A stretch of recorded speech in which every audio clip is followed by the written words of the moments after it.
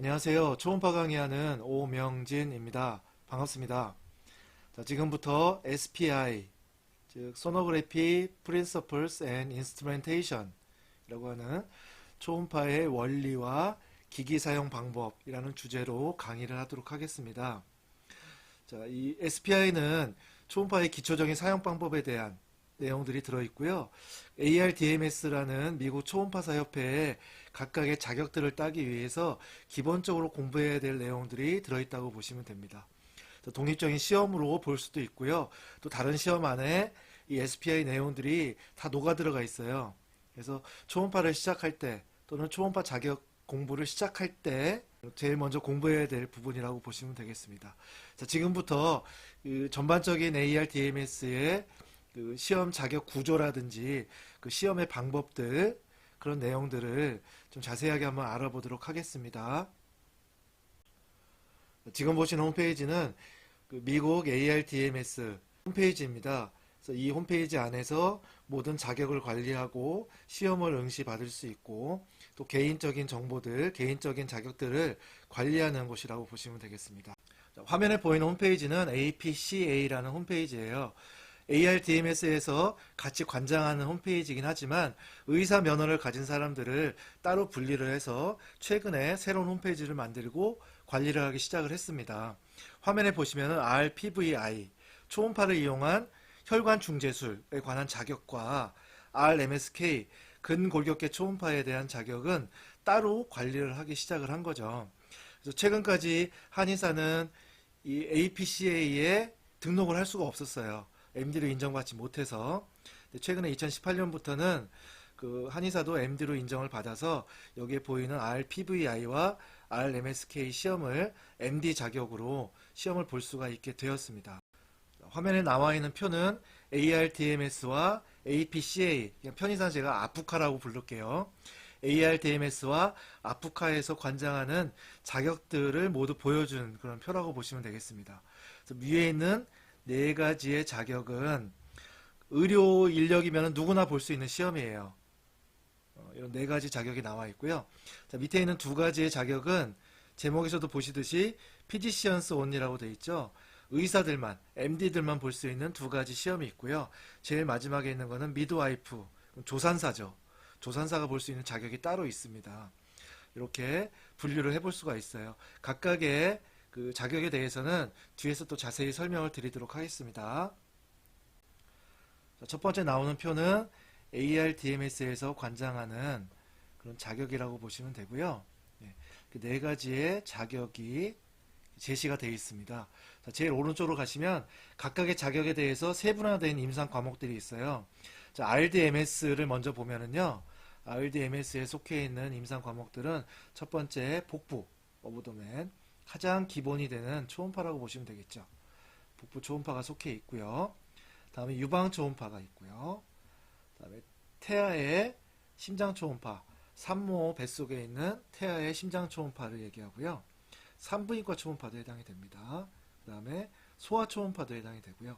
이 소아 초음파는 소아의 전반적인 내용을 다룬다기보다는 소아의 뇌신경 발달을 위주로 해서 시험을 보게 되어 있어요. 그래서 우리가 생각하는 일반적인 소아의 진료 내용과는 좀 거리가 있으니까 그건 알아두시고요.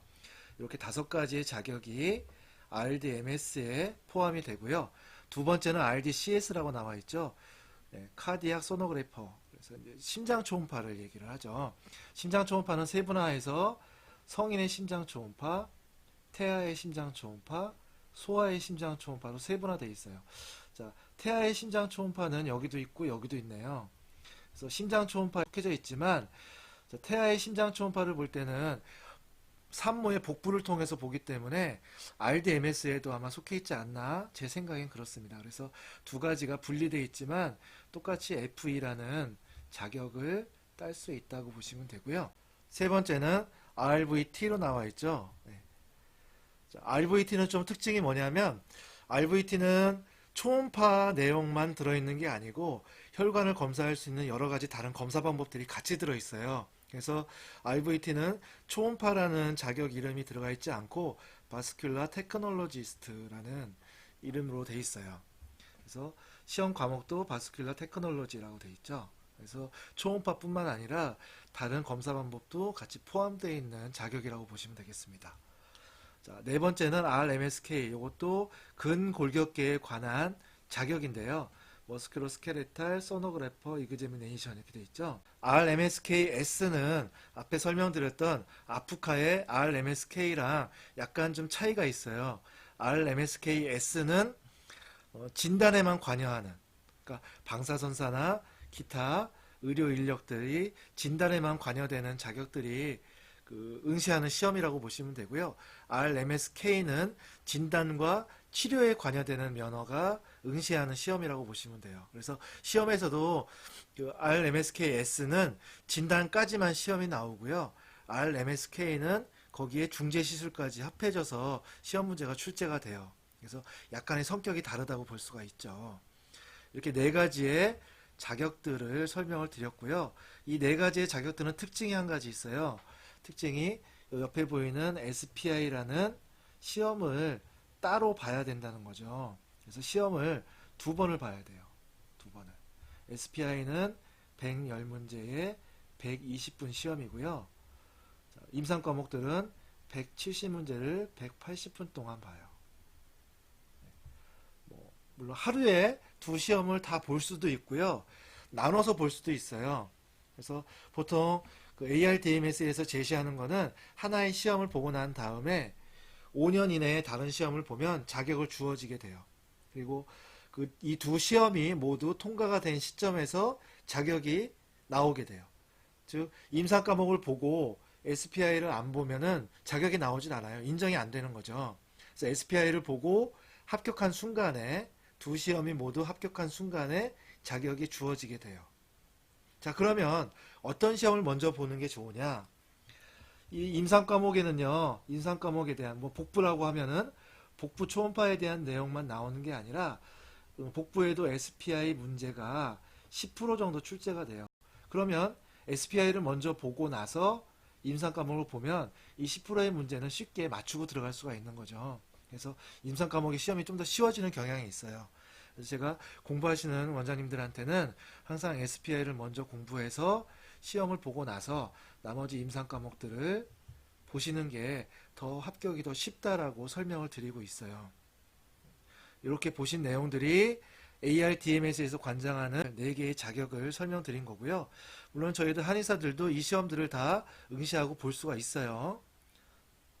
두 번째 표는 아프카에서 관장하는 의사들이 응시할 수 있는 자격이라고 보시면 되고요. 첫 번째로 근골격계 초음파에 해당되는 RMSK와 초음파를 이용한 혈관 중재술에 해당되는 RPVI가 있어요. 자, 이 시험들의 특징은 앞선 ARDMS 주간 시험에서 있는 SPI 시험이 따로 없다는 거예요. 그래서 이 MSK 시험 같은 경우는 한 번의 시험으로 합격 여부가 판가름이 나요. 200문제를 240분 동안 보게 돼 있거든요. 그런데 200문제 중에 200문제의 MSK 시험 중에 SPI 문제가 26% 포함이 돼 있어요. 그러면은 합격 점수가요. 65%가 합격 점수거든요. 100점 만점에. 자, 26%를 100점에서 빼면 74%잖아요. 그러니까 SPI를 포기하면 나머지 MSK에 관련된 문제는 거의 다 맞춰야 된다는 거죠. 10%밖에, 9%밖에 여유분이 없어요. 그죠? 그래서 SPI도 MSK 시험에서 반드시 필요하다고 생각이 돼요. 즉, SPI는 사실은 공부를 하면 공부를 한 만큼 시험 점수가 나오거든요. 그래서 공부를 열심히 하시면 26%를 그냥 먹고 들어가는 거죠. MSK가 좀 부족하다 하더라도. MSK에 대한 내용들이 좀 부족하다 하더라도 SPI에 대한 내용 26%를 먹고 들어가면 MSK 시험이 그만큼 쉬워지는 거예요. 그래서 RMSK 자격을 따기 위한 시험에도 SPI를 먼저 공부해서 미리 점수를 확보해 놓는 게 중요하다고 생각을 해요. 네.